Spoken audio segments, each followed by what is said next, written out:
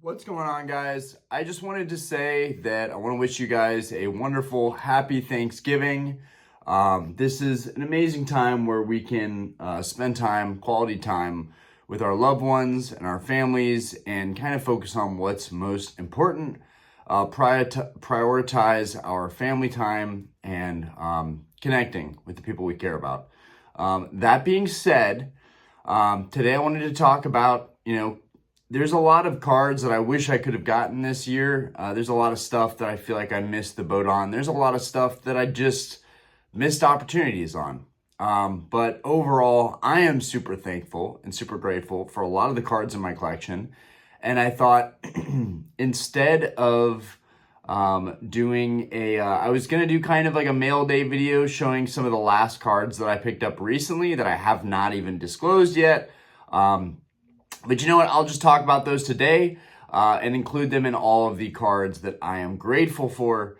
But yeah, today we're gonna dive into some of the cards that I've acquired over the years, and we'll take a look at them. I've done kind of collection overviews, updates pretty much every year, and I just felt like Thanksgiving was a great time to go over it. I hope you guys have an amazing food coma. I hope you're watching this sitting on the couch and stuffed full of good food. I don't know about you guys, what your favorite food is. Leave a comment below. Let me know what your favorite Thanksgiving dish is. For me, I gotta say, it is probably the worst thing you can have on Thanksgiving, but for me, it's just my favorite thing. It's what makes Thanksgiving Thanksgiving, and I gotta say, I live for the stuffing. I live for the stuffing on Thanksgiving. I could just eat a whole plate of stuffing. Don't tell Diana. Of course, I love turkey and cranberry and all of that good stuff, mashed potatoes and gravy and, fresh bread with that Amish butter I was talking about the other night. Oof, it really hits the spot. But I gotta say, the stuffing definitely takes the cake. Anyways, let's go ahead and dive into some of my favorite cards and cards that make me grateful to be here and grateful that I've been in the hobby for the time that I've been in it and had the chance to acquire some of these cards. Let's dive into it. What's up, guys? So I don't know how deep we'll get into this. I want to make this a semi-quick video. I'm not even going to go over everything because there's a lot there.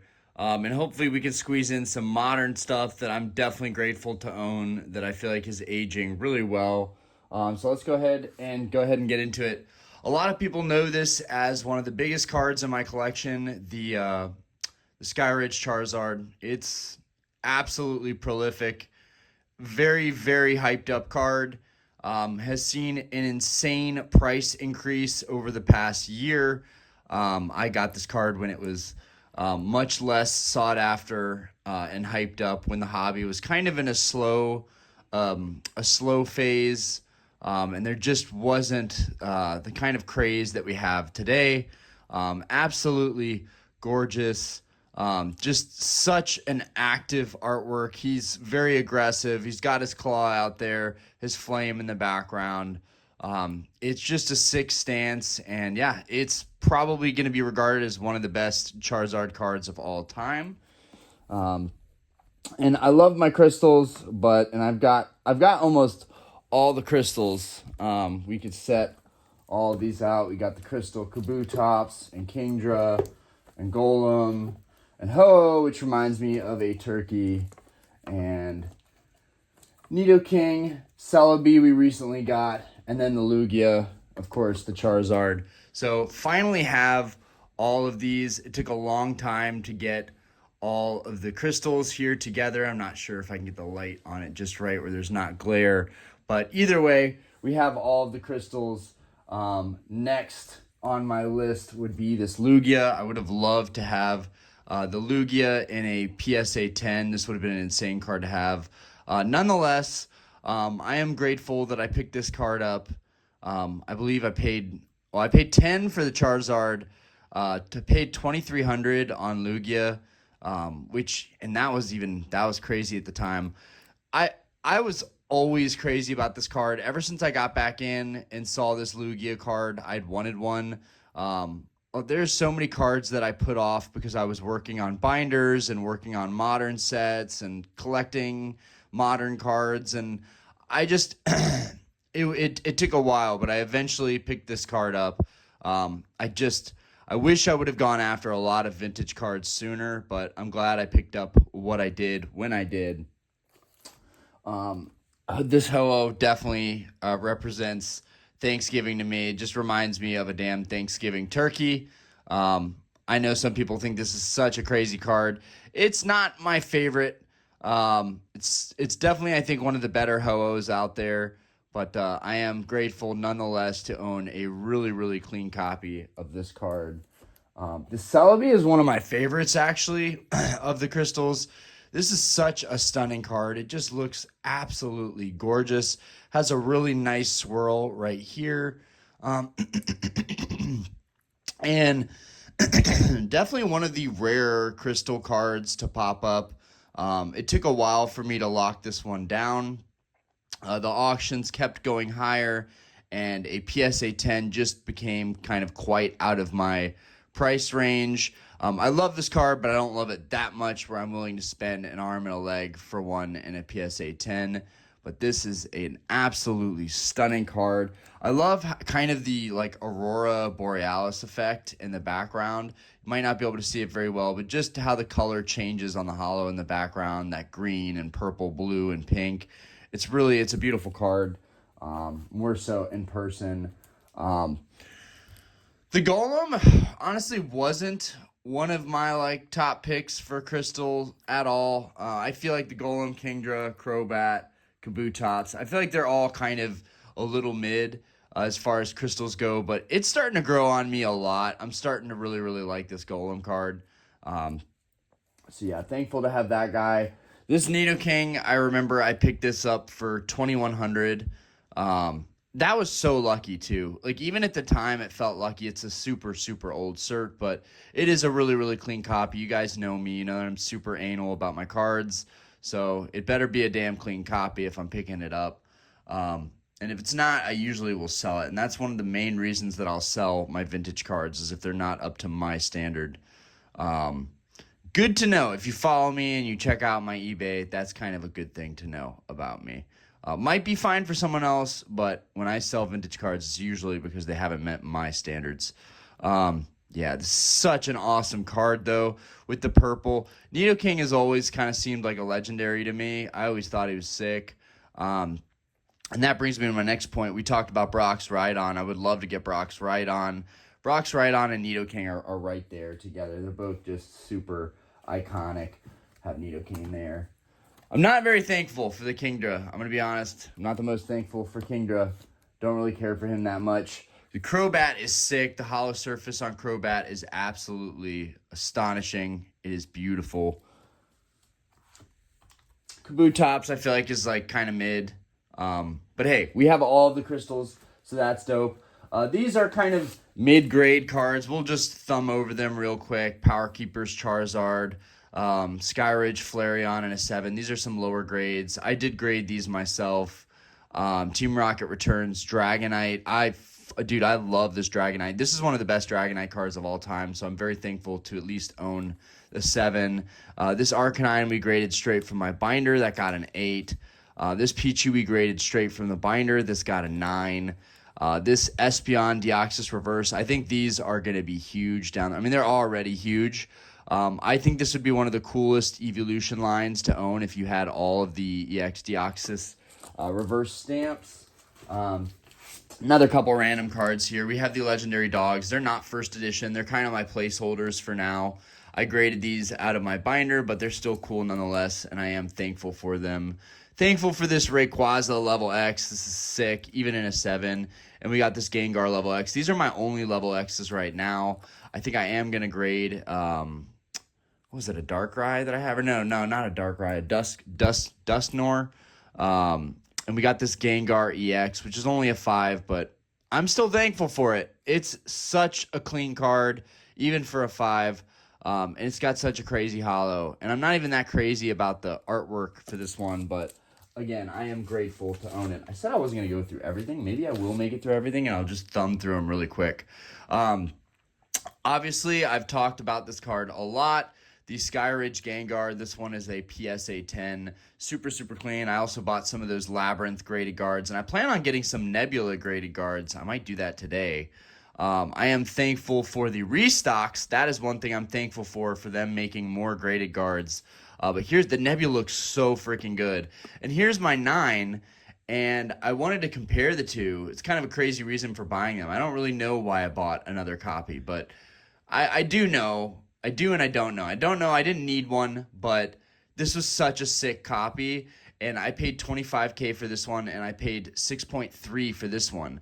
So, like, there's such a massive price difference in these two cards. To have the same card essentially for such a big price difference, I just felt compelled to pick this copy up too, and kind of cost average a little bit, even though I know they're different grades. But yeah, absolutely sick to have two of these in hand. We got the Fuchsia guard and the Labyrinth guard. This is the most whimsical, fun, menacing Gengar, in my opinion, and probably one of the most iconic Gengars, although I would like the Sabrina's Gengar. We recently got this Shining Celebi. I am grateful for this. I got a really good price on this considering the market. I paid $3,000 or $3,500, which I think was considered even low, even when this card was priced. I think it was like $4 or $5 grand. Shining Charizard. I am thankful for my buddy JD. Shout out to you, JD, because you kind of pushed me to get into the Shinings. I knew I was going to collect all of the big Charizard cards eventually. I still need the Dark Charizard. I still need Stormfront Charizard. And I think I'm still going to go after the Charizard EX eventually. Even though it's not my favorite. But my buddy JD kind of convinced me to get into the Shinings. He was going after them.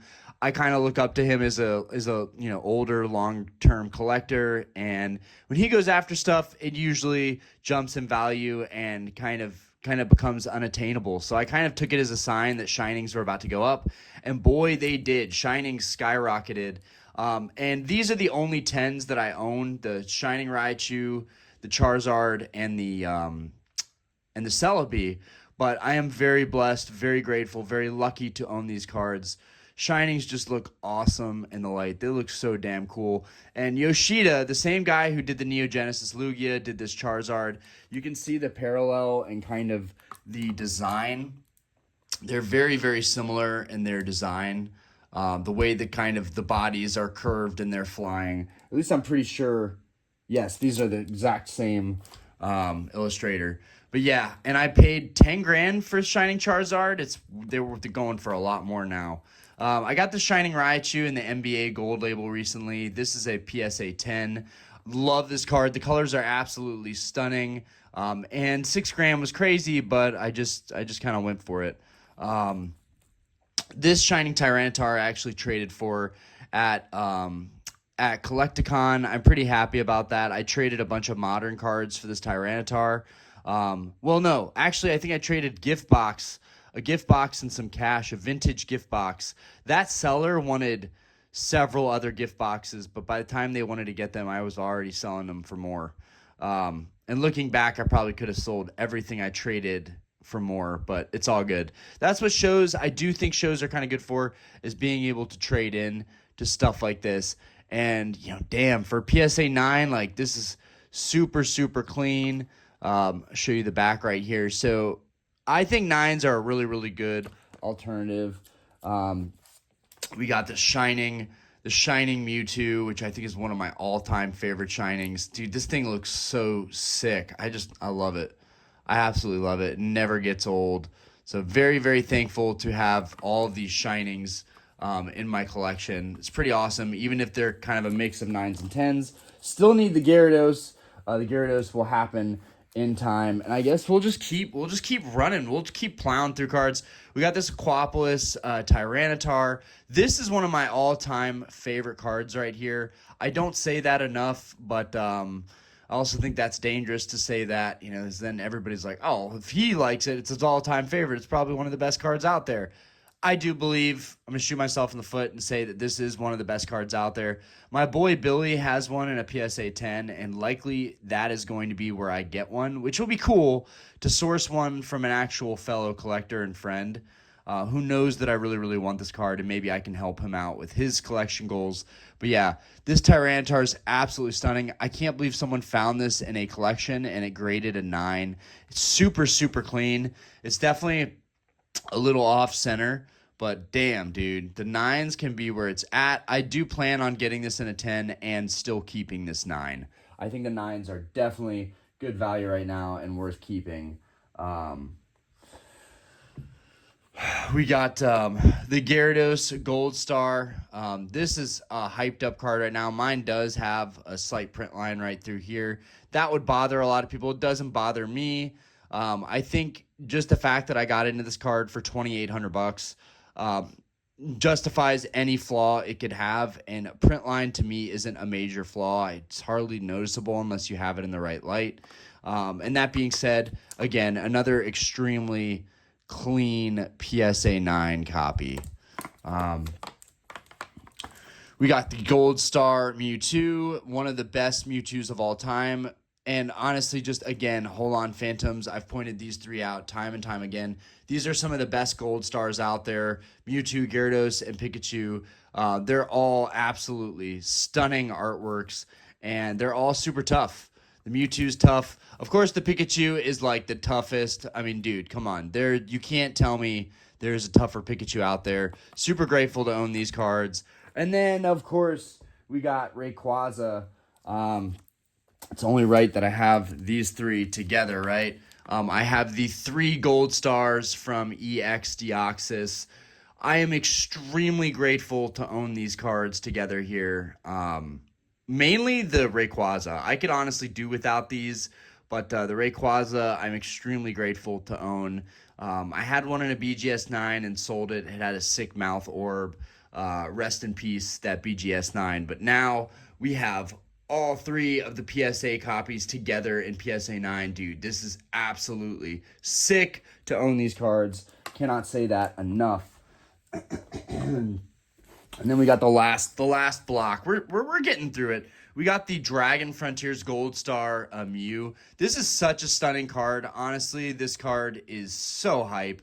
I could actually see myself wanting to go after this card in PSA 10 someday. It's just so beautiful. The original Shiny Mew. And then Crystal Celebi, Crystal Gold Star Celebi. Guys, this was a card that people knew that I had, but this is actually a new copy. I've sold the old copy because it had a crease, and which it was a PSA 9, so be careful out there. And then I've replaced it with this copy. It's super, super clean. This is the first time you guys are actually seeing this copy right here. I was going to make a whole separate video, but I just figured, you know what? This will be a time for me to just catch up and get everybody up to speed on everything that I currently have. And yeah, so we got Gold Star Celebi again. It's a 4 cert. I feel really good about 4 certs. It's really clean. And yeah, so now we have the Gold Star Celebi. We're only missing Gold Star Umbreon. We have the Gold Star Alakazam. I have a 9 and I have a 7 that I graded myself that I found in a shoebox for $40. I bought this 9 for about, I don't know, 900-ish, maybe 1,000. So I'm hoping when I sell my 7, it'll offset the cost of this 9. I did pay the piper on this one. I paid $3,000 for this Celebi. I bought the same card a year ago for $840. Really sucks when you have to do stuff like that. Here you have the 3 legendary dogs. The most underrated, least hyped Gold Star that I think is actually the most hype because they're so damn affordable and cheap. I don't know what they're going for now, but man, these were $300 for the longest time in a PSA 9. Super sick. So we got those all out of the way. Boop, boop, boop, boop. Put all those back.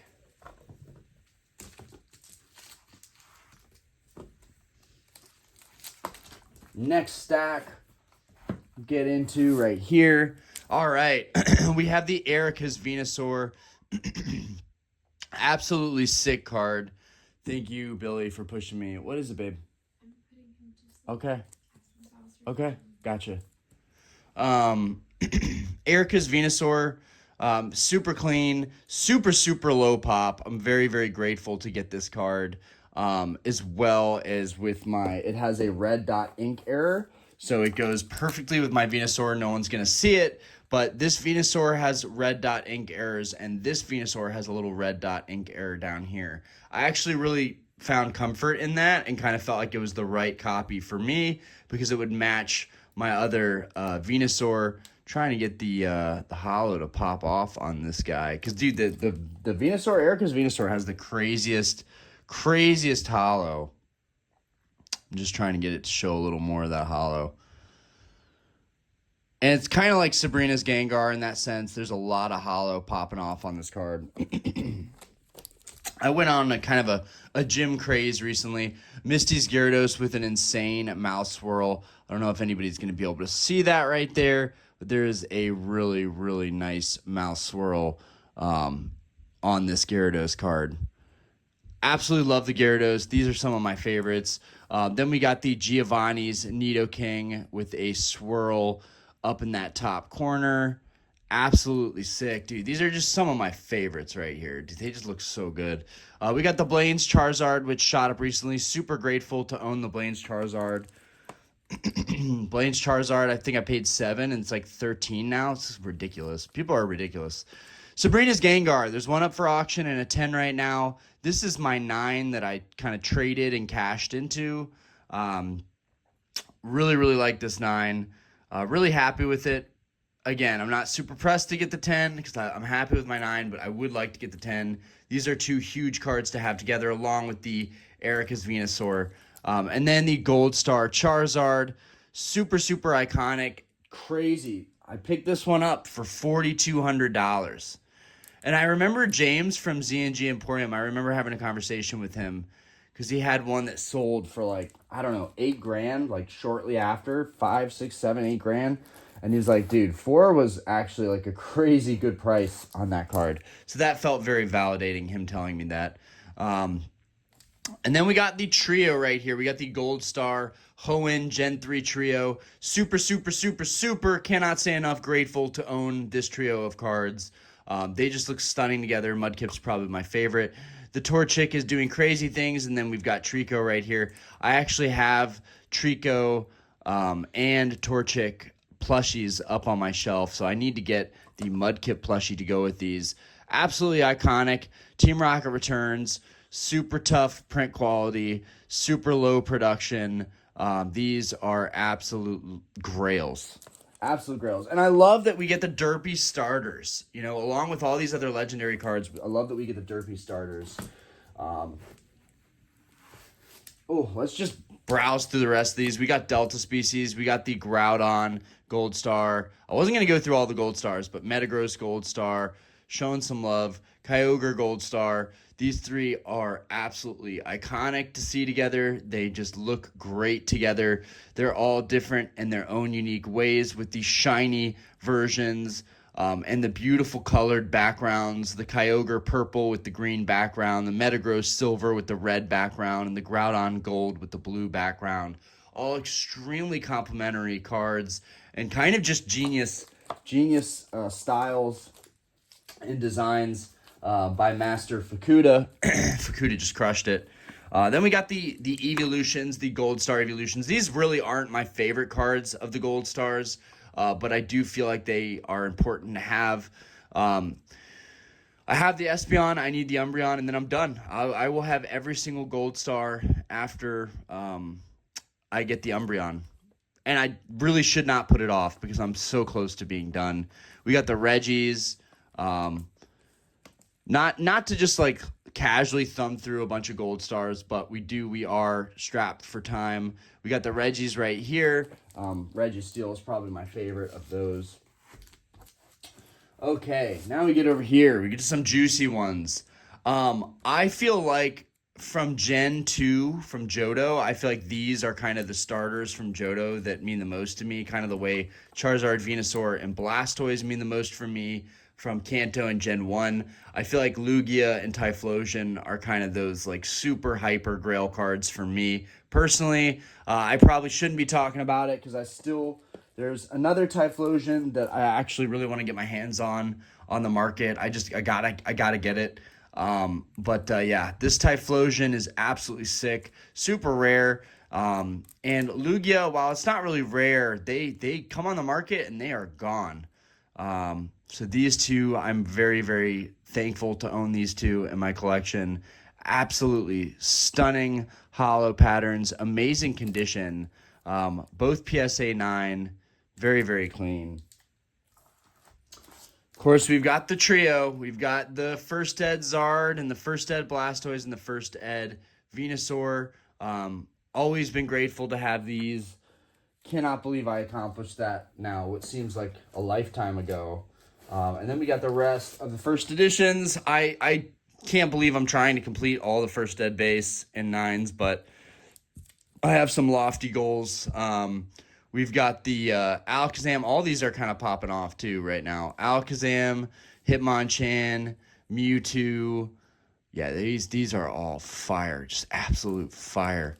Gyarados. We got Ninetales. We got the Chansey, the Machamp, which is the cheapest one.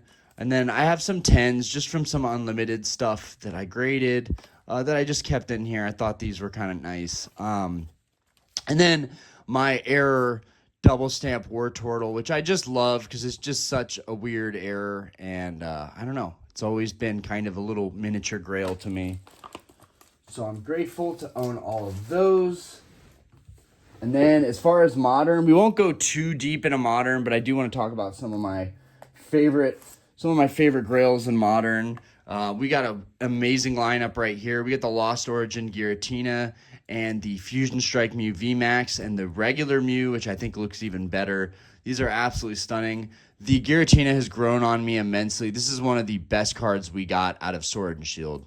This Giratina right here absolutely goes crazy. Let's see.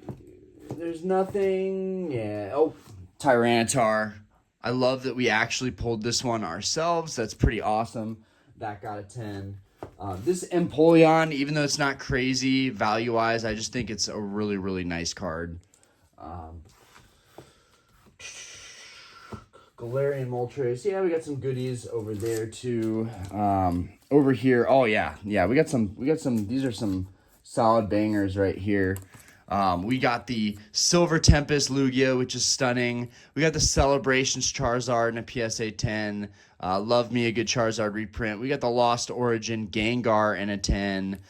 Graded that one myself. Well, graded all of these myself. We've got the Brilliant Stars Charizard and a PSA 10. This is one of my all-time favorite modern Charizard cards. It's still probably one of my favorite modern Charizard cards. I do really like the Phantasmal Flame Zard, but there's just something about the Brilliant Stars Charizard that I love so much.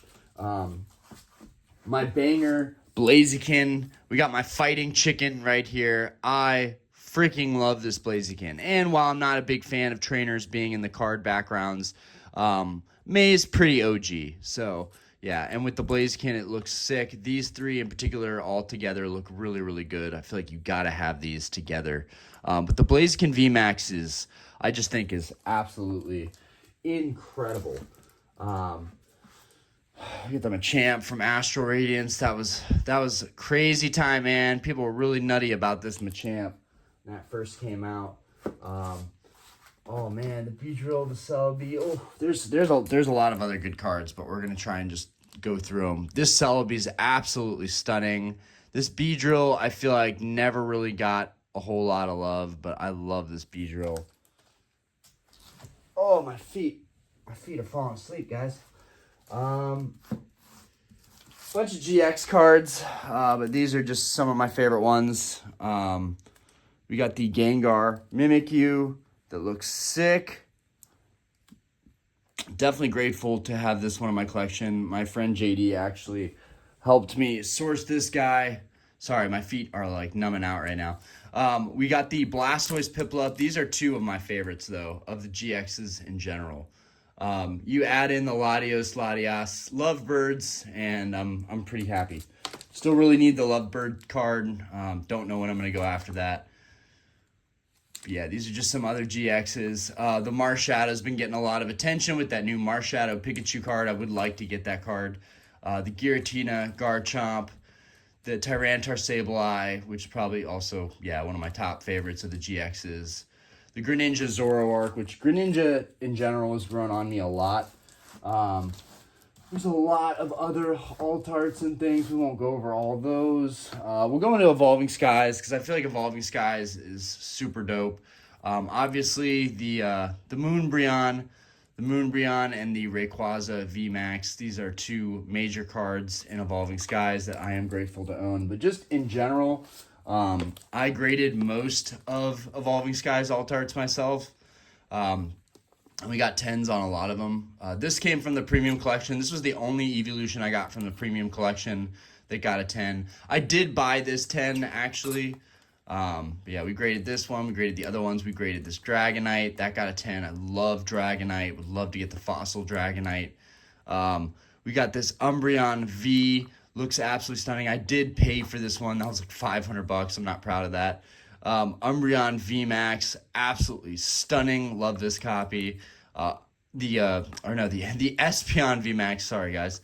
The Espeon V, Glaceon, which I graded 3 of these and they all got 10s. I'm very proud of that. I've since sold / traded 2 of them, so this is the only one we have left, but the Glaceon VMAX, definitely one of my favorites.